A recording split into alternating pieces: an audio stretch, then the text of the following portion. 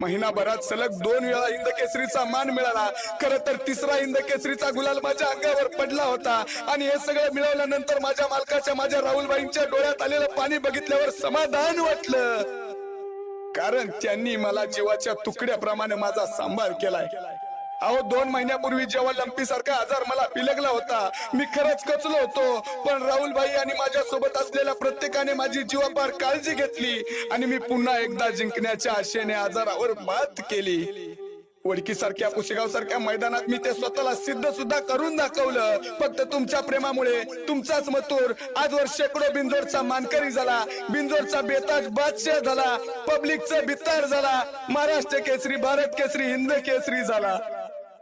माझ्या पाठीशी तुम्ही मथुर प्रेमी नेहमी उभे राहिलात, म्हणून मी आता ठरवलंय, जोपर्यंत तुमची सोबत राही, थकणार नाही, थांबणारही नाही, जप माझी उत्तुंग राहणार, कारण शर्यत अजून संपली नाही, शर्यत अजून संपली